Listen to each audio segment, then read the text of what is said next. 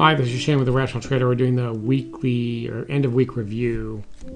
The music tonight is provided by a practicing pianist. Okay, so let's see. This week, let's look at the week as a whole. Let me bring that up. All right, so this is the week for the end of the week, March 1st. So basically the last week of February. So, it's a pretty good week, 12.22. And on Monday it was driven by the yen. And then Tuesday was a small loss, and Wednesday was essentially scratch, not quite small, but not a gain, but just a tiny loss. And then a nice gain on Thursday driven by the euro, where we caught a move and then added to it, and it continued, and we actually hit our targets. You can see that in the daily videos. And then Friday, the same thing happened, and then there were some additional trades. So we end up with the week at 12.22 on 3 days doing pretty well across the currencies. Now let's look at it since we started this group of the experiment. So as a reminder for those of you that are new or don't recall, in December we took an approach where we took an analysis of the machine learning data and applied a very conservative framework to the trading. And at the time we were only trading CL and GC, and that did pretty well. All right, close to a couple $1,000 in that 4 or 5 week time period. I don't have it on screen here, so you'd have to go look it up. We then were concerned that that an analytical approach that we used was using data that was across 6 months, and the problem there is that I was concerned that if the market changes, sometimes dramatically, sometimes its character changes slowly over time. And if we're using too much data, then we'll be out of touch.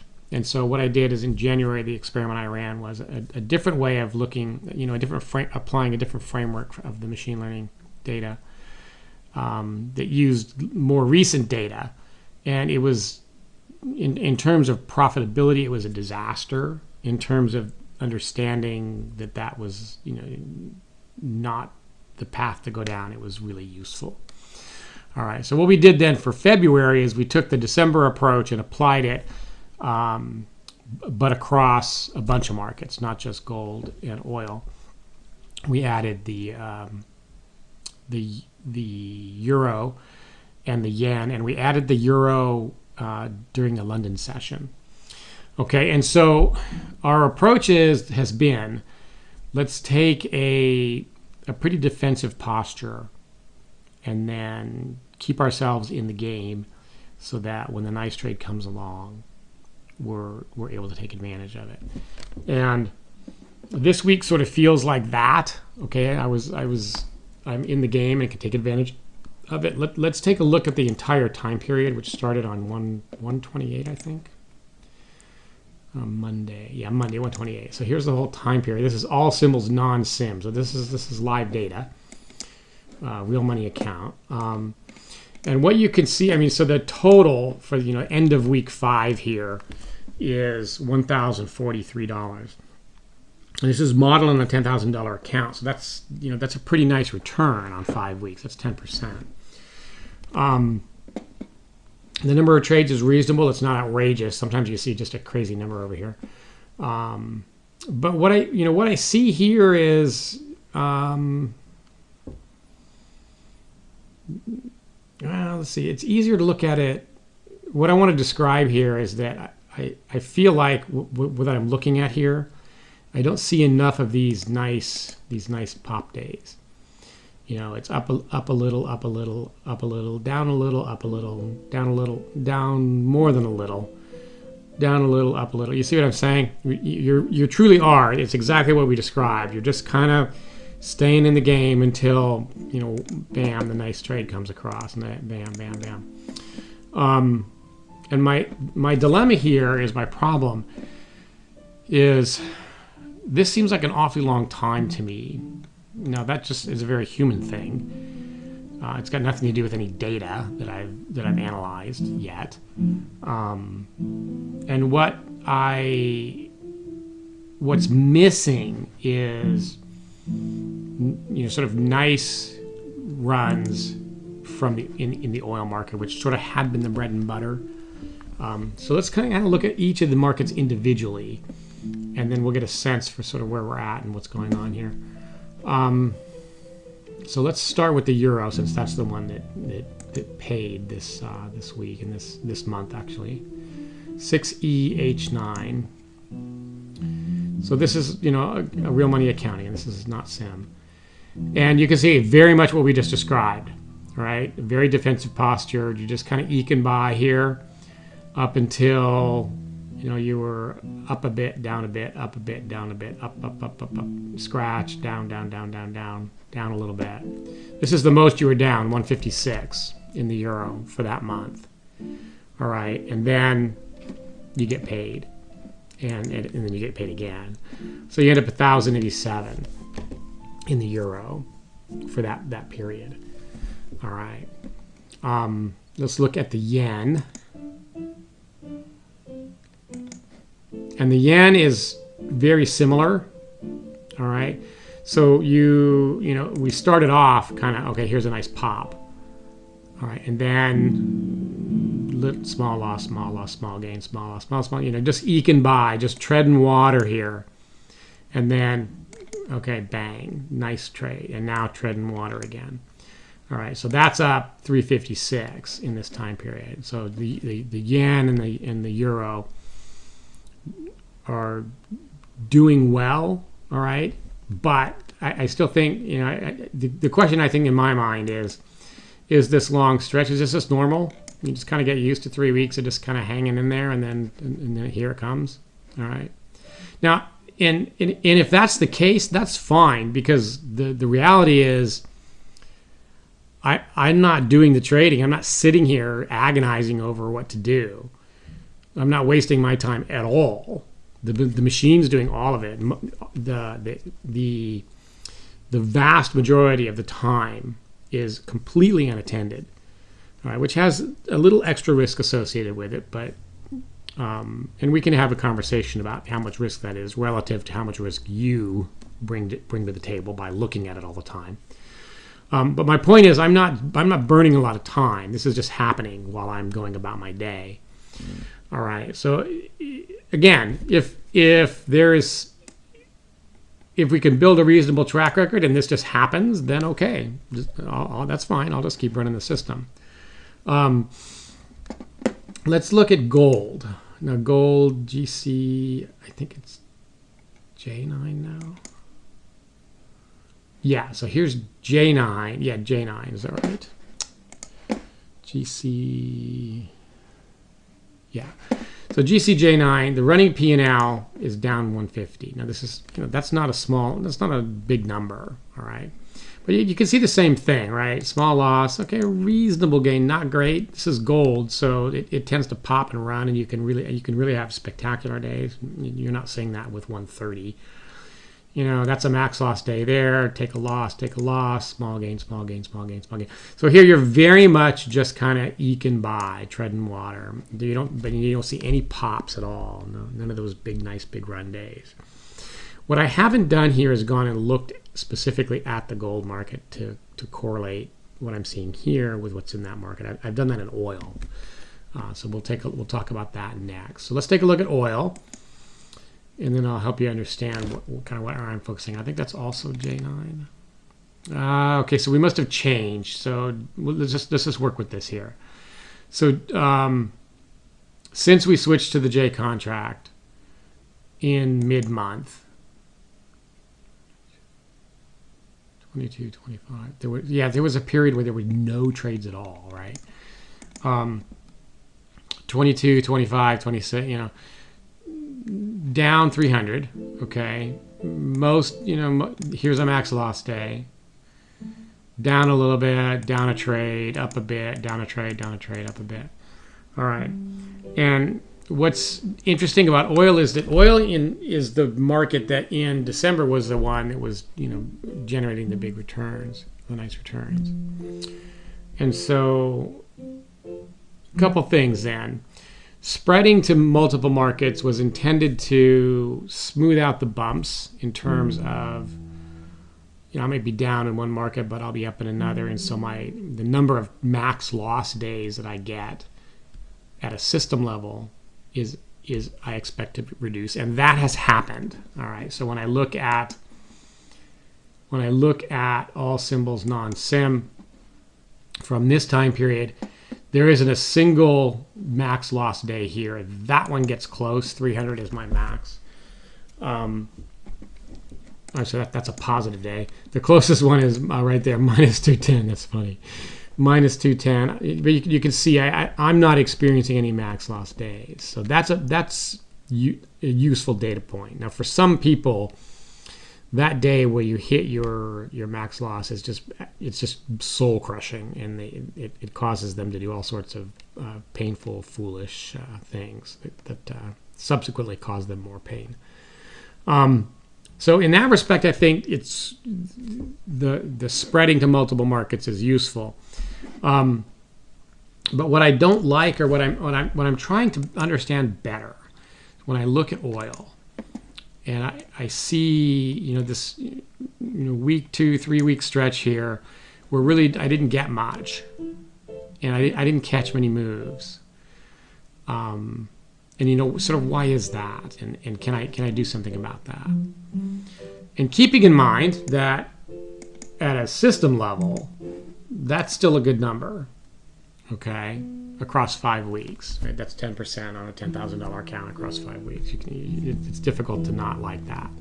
Or rather, if you think that you can make more than 10% in 5 weeks, then your expectations are kind of out of whack. All right. Again, I think we need to, if it's going to be kind of droughtish like this, and then a night, and then it all comes at once, and then when it rains, it pours, and then it's droughtish again. If it's going to be like that, then we need a longer track record, because this could just be random. All right, so that's in my mind, and I'm concerned about that.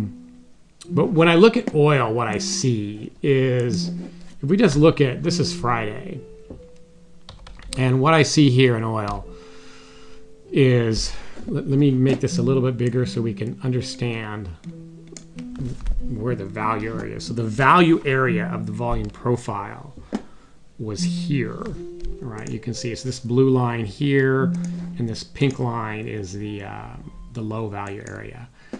And when we were in the value area, which is where we spend most of our time looking for something to do in the value area near a low volume node, or outside the value area but near a low volume node. Okay. So we use those low volume nodes to help us understand how have traders behaved at these price levels in the past today, or in the last 24 hours. Okay. And so here's a great example. Oil has done this a lot recently, where it breaks out of the value area. It did it right there, right? It breaks out of the value area. So we're looking right there, all right, at the value area edge automatically. But if we don't find anything, there's no patterns that match, you could spend a long time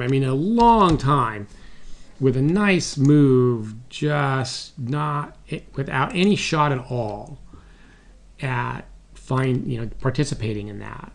Okay, and the reason is that we got to be near a low volume node. And so what happens here is the market falls, a low volume node forms here, all right, but we're already well past it, right? That's on this bar. All right, then a low volume node forms here, and then we pull back to it, and that's when we start looking. Okay.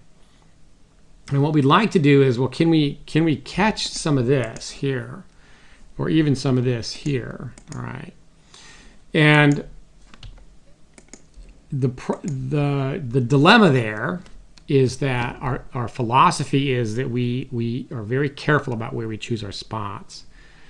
And the way that we do that is by looking at low volume nodes to help understand how traders have behaved at that price level previously. Okay, that's what the low volume node tells us. It tells us that No one wanted to trade here at this price level. So it's a great place to look because the price is likely to move away from it quickly. Okay, as opposed to the point of control, which is right here, where sort of everybody agrees. This is that green dashed line. Everybody agrees that this is a great price to trade at. The sellers like it, the buyers like it. There's a lot of volume trading at that level. We don't want to get anywhere near a trade around the point of control because of that. We want to get into a trade where the market's gonna move away from that price level quickly.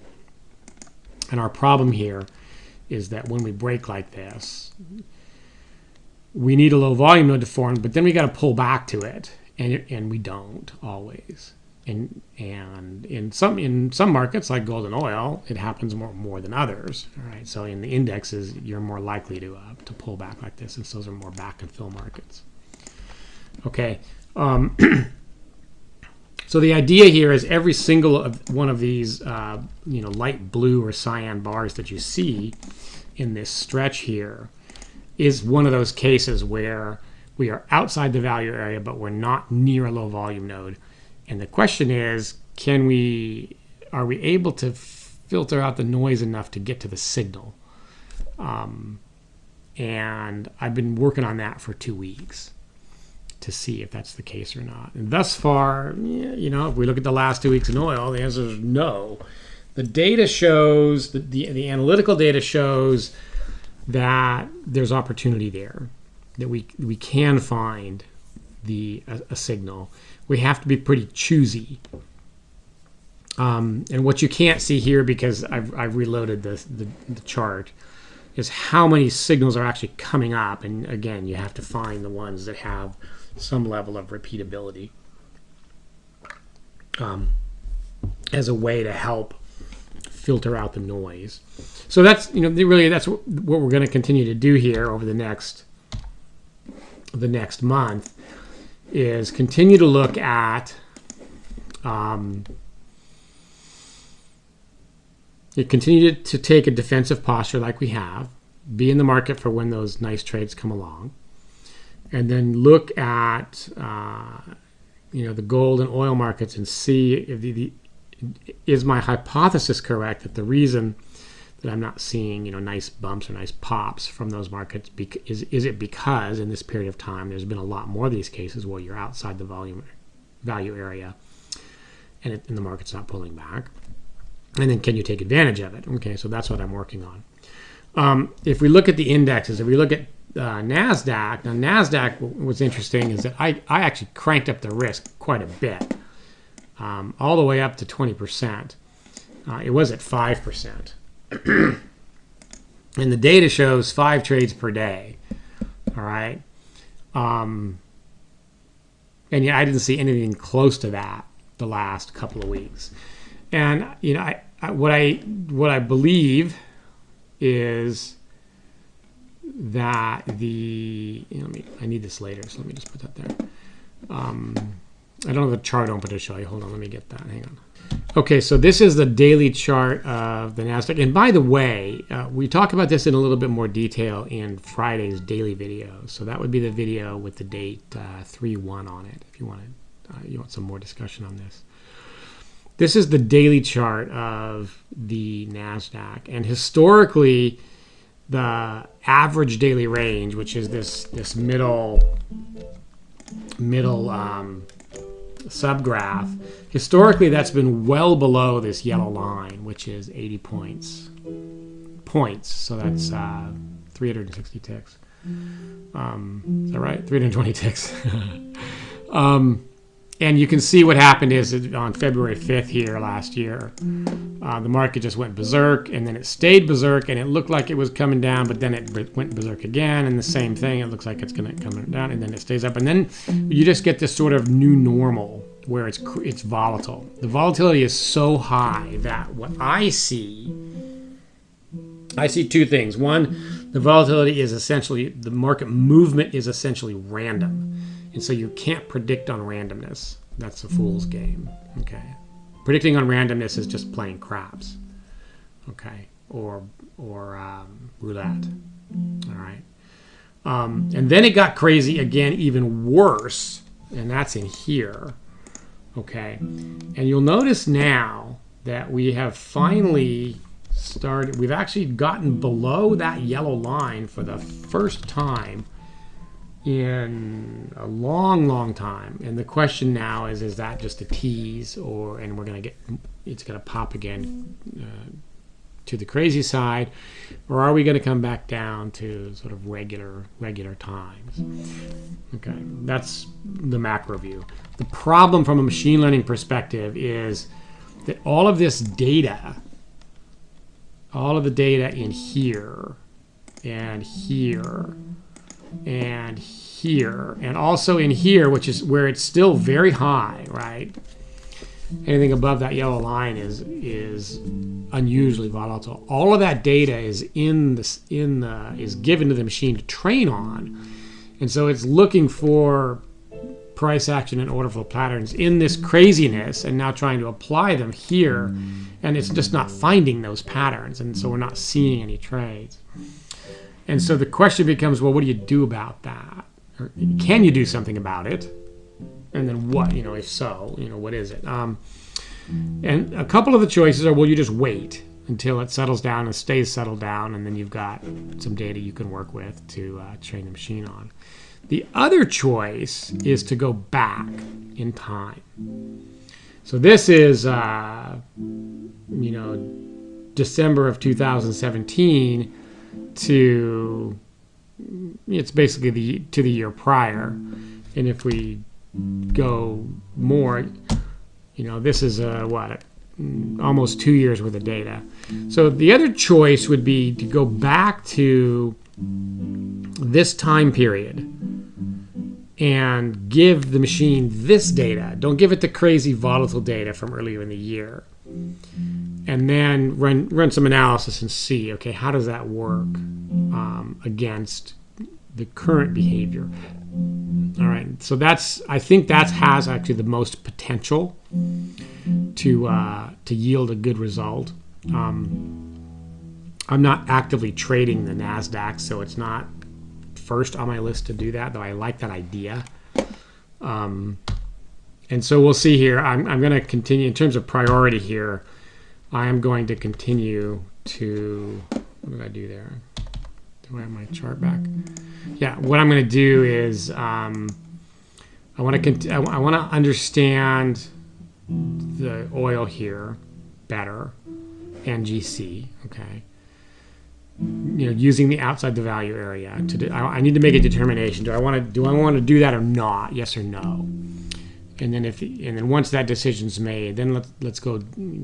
Those systems will be off just doing what they do, and then we'll go back and look at the Nasdaq and see if, assuming it stays at a lower volatility level, if we use data from less volatile times and train the machine on it, will it yield a good result? Now we have the analytical tools to do that now. We didn't have them before, so it was tough to take that approach, but it's different now. So now it's just a matter of extracting the right data and then doing all the work to format it and present it to the machine, yada yada yada. So it is. I could see a case where our approach to the Nasdaq is to take this previous data here.